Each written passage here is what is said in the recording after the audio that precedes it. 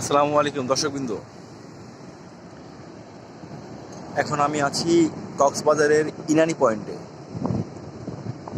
এই যে বিভিন্ন পয়েন্টগুলো আছে, Inani point, Laboni point, Sugandha point, Rajanigandha Kolatoli point.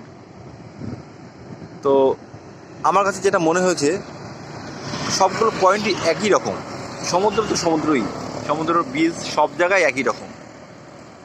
আপনি যদি সুগন্ধা পয়েন্টে যান, সেখানেও যেমন দেখবেন, ইনানি পয়েন্টে আসবেন তেমনই দেখবেন, সব জায়গায় একই রকম।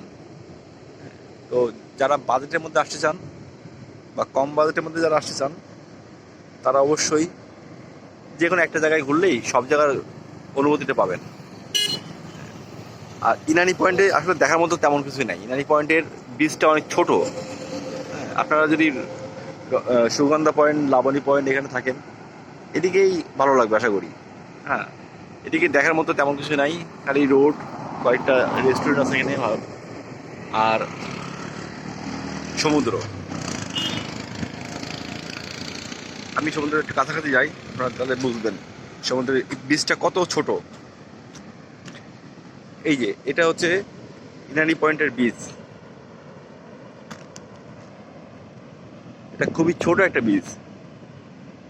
এর চাইতে সুগন্ধা বা লাবণী পয়েন্ট অনেক অনেক গুণ ভালো, হাজার হাজার গুণ ভালো। সো ওখান থেকে এই কলাতলি থেকে অটো ভাড়া বা গাড়ি ভাড়া করে আপনাদের ইনানি পয়েন্ট আসার দরকার নাই আমার মনে হয়। হ্যাঁ, তবে একটা সুন্দর জায়গা আছে সেখানে। এখানে কিছু পার্ক আছে, পাহাড় আছে, ছোট ছোট বড় বড় কিছু পাহাড় আছে। কিন্তু সেই পাহাড়গুলো পাথরের না, এগুলো হচ্ছে মাটির পাহাড়। হ্যাঁ, খুব বেশি বড় পাহাড় না, খুব বেশি সুন্দরও না।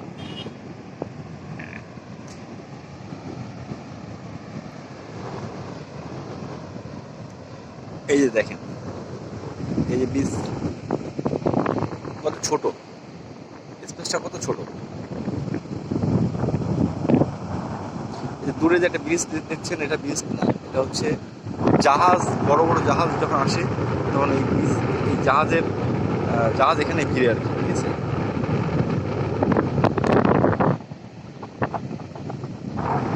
তবে এখান থেকে সূর্যাস্ত দেখার মজাই আলাদা।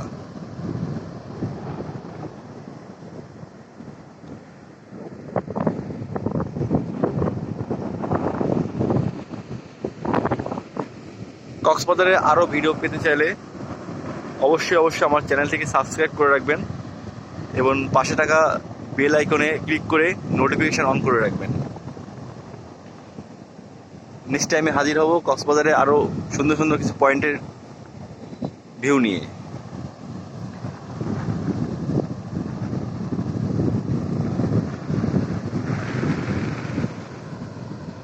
কি বিশাল সমুদ্র!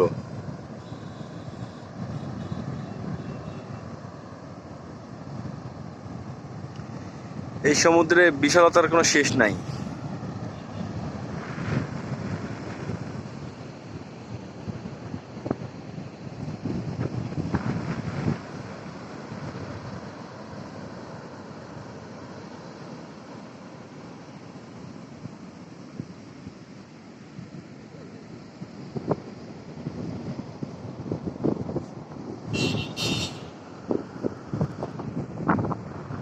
সবাইকে বিদায় জানাচ্ছি, আবারও হাজির হব আমার পরবর্তী ভিডিওতে। সবাই অবশ্যই সাবস্ক্রাইব করবেন।